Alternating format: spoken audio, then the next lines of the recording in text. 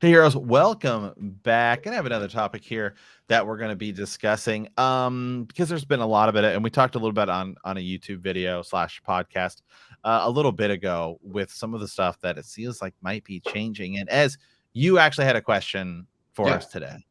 Yeah. So my question is it possible that Egwene could be the Dragon Reborn? And I guess more so, my question is, this is kind of buried, as Matt said, in a podcast that we did over on. You can listen to our podcast on Apple, Spotify, Stitcher, wherever. It's a longer conversation, but in there we talk about the idea that she could be the Dragon Reborn, and because I think Moraine hints that we don't know whether the dragon will be male or female, right? It's something that Rosamund Pike has said, and I think that we hear that in some of their promotional stuff. That's what caught my attention, was that we don't know. And so I thought, okay, is it possible? Could they actually do that? I think everyone right now is just thinking, they're just saying that it's not going to be a thing. But could they go all the way and really make her like the Dragon Reborn? There's an answer, and I hate to say this, but there's a chance. Matt, I'm going to answer my own question. There's a chance, but then why are the boys like what are they going to do? They're going to be Taviran. Taviran. They're just going to be Taviran, and they're just going to play this, role. I mean, I don't know. I feel like they're still building up all these individuals who are around Rand and stuff. It's interesting that they're going to go this route. My bigger question, or my question, I guess my follow up to will Egwene or could Egwene be the Dragon Reborn is, who were the false dragons that came before? Are they going to change history a little bit to make it seem like, because if you're going to say there could be a female dragon, has there ever been one proclaimed before? Any false female dragons? Because you would want to do that to sell us on the idea that, well, we've had women proclaim themselves to be the dragon again, born again, come again. I mean, why that? I think in the show verse, yes, I think it's possible. Yeah, right. I think they would almost have to, because if it's always been men, then why would we think it would be anything other than a man trying to claim to be the dragon? Like, the original dragon could be a man, that's okay. But if the prophecy is unclear and females have come forward and proclaimed themselves to be the Dragon Reborn, and they were put down by the White Tower, that'd be interesting.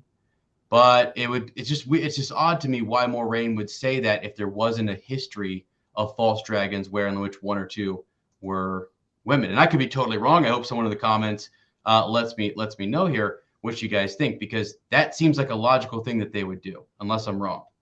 Um, why would Egwene or any of the girls buy into the idea that they could be the Dragon Reborn if it's always been men proclaiming to be like the Dragon Reborn? Unless it's something with the White Tower where they're like secret about this, like, we're also looking for a woman who we could put forward as our own dragon, and we don't talk about it Possibly. because, yeah, Possibly. right. It's yeah, it's absolutely possible. Yeah, I mean, it seems pretty clear that the show is going to be going in definitely a different direction, at least with the use perhaps of the power. Right, and male and female channelers might be something they change a bit, right? Mm-hmm. Um, I guess I don't know that. I feel like if you went down this, yeah, I feel like if you went down this route where Egwene is the dragon, which again I think is definitely possible. I think maybe it's possible because it looks very much like, one of the biggest changes. It certainly is going to be the Egwene Rand love story, love Mm-hmm. connection. Right.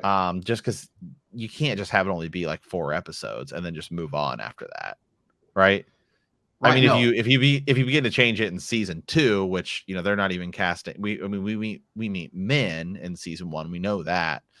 We know we're not meeting Elaine until at least season 2, Yeah. because she was like just cast. So that seems pretty, like pretty likely. Um, so yeah, even though Elaine is in the Eye of the World, there's definitely no talk of Avienda yet.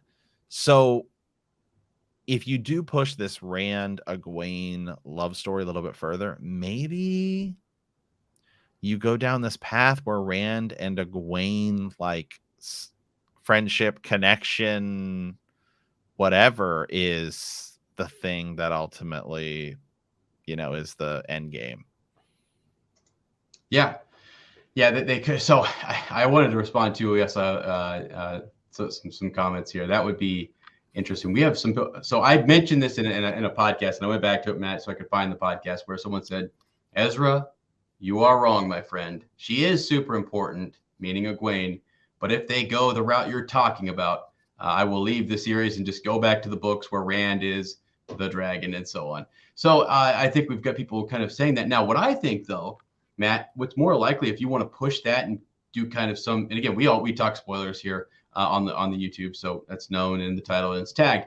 But if you decided you wanted to push Egwene forward, you could push her all the way to the very end of this season 1. Rand doesn't channel, or we're uncertain whether he can channel, and then it's the big cliffhanger for season 1 is, holy smoke, maybe it's not her, maybe it's him, and the debate goes on, and people think, okay, what are they going to do?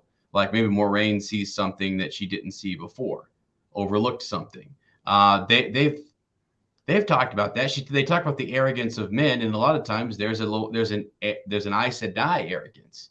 Yeah, 100% there is. I mean, sorry, right, but there is a little bit. So it's kind of the comical piece to Robert Jordan's writing in the book series is that who knows best, the women's circle, the village council. Just these young lads who are running around, maybe they know best. Is it just the wisdom alone who's also fighting with the women's circle? There's certain men inside the village council that are fighting. You have the Aes Sedai who are trying to control rulers. You've got the wise ones who then are kind of pitted against some of the Aes Sedai. There's so many factions who believe they know what's right, and they are the best individuals to turn to for information or understanding prophecy or what to do next. So that's kind of the comical piece, is there's this never ending, just we know what's right, you don't know, or you should learn from us, or whatever. There's a lot of give and take too, where there's respect given as well to individuals who are in power, like the Aes Sedai or wise ones or whatever. But it's just kind of funny. And I think it'd be interesting if Moraine, who I think is pretty level-headed and is not super arrogant or thinks that she's all knowing, but she at the end says, you know what, I was wrong. It's Rand, or it's someone else, or she sees there's potential for someone else to be important. She does do it in the books at one point when she says that she had focused too much on Rand and she didn't focus enough on Mat and Perrin, the two other Ta'Veren. Varen notes that as well, that it's not just Rand. There are two Ta'Veren with him as well that are significantly important, and we can't neglect them, and they need our attention and guidance as well. Yeah, exactly. And I think they're going to be important. I mean, if you look at, well, I mean, obviously in the series they are important, obviously, Yeah. but even early on, in the books, man, it feels like it takes forever to get to Perrin's sort of abilities. I mean, we're in book, and the podcast we just finished book 5, and I feel like there is no Perrin in book 5, but I feel like it was like book 4 when we finally started to get it, and we're in book 5, and I feel like we're getting Matt's sort of powers now, because he kind of takes a hiatus a little bit there once right with the dagger. So I mean, you're like half, a decent way into the series, more than a fourth of the way into the series before we learn their sort of abilities. But I think the show's going to speed that up. I don't think they're gonna wait around to show the importance of all these people. I kind of think it'd be cool if they did make it seem so Rand's just in love with Egwene, but Egwene has this, like, her life is meant to go down this path where she's going to become a great Aes Sedai or the dragon or the Amaryllis seed or whatever it is that she might become. Like, I think he sees her going that route and he's in love with her, and we're all like, oh man, like Egwene she's just being built up so much, and this poor farm boy who loves her, and then lo and behold, he's actually Lord Rand. Okay, Exactly. He's actually the drag. That would be cool. It'd be a cool twist, I think, for the mainstream audiences out there who don't know what's going on. Like, for example, my girlfriend would be totally like, what's going to happen. She's looked at the characters and kind of said, I think, this is going to happen. And she's seen some of the trailers and stuff and tried to make some guesses based upon what she's, heard me talk about. She's going to be totally surprised. And I can't wait to see that reaction. I think a lot of people are just going to sit down and look at it and say, all right, they've never read the books. They've never seen, our channel with spoilers or anything else. And then they're going to be like, wait, what's going on? And then it's that audience that they're trying to bring in here. You can only do so much with the book readers and this fandom. You've got to bring that whole other group in. Which is also where Logain comes in. And I think Yeah. the reason they're bringing him forward is it's also going to have this sort of air of mystery over the dragon and who is it and why is it important. And I think that's also maybe why they said it could be a woman. Yeah, for sure.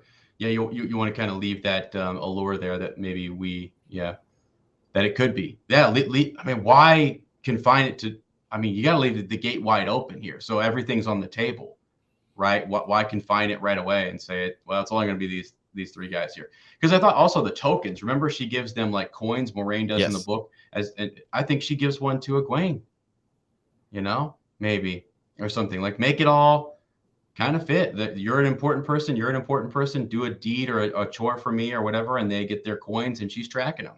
So yeah, but it's all possible, my friend. Yeah, all possible. Anyway, if you guys like any thoughts on that, really the false dragons, do you think it's likely that will change? Because there are, real quickly before I let you guys go here, we've got Mazrim Taim, Logain, you've got Darksbane, you've got Stonebow, and so on, a couple others, but they all were male, as far as I know. So will they change that history to kind of indicate that a false dragon was a female to fit this history and backstory to set up or prop up Egwene? So again, please subscribe, friends. If you have a chance, please subscribe to the channel. We're trying to get over 1,000 subscribers here, so we would really appreciate it. And leave that comment down below. And as always, remember that the grave is no bar to our call.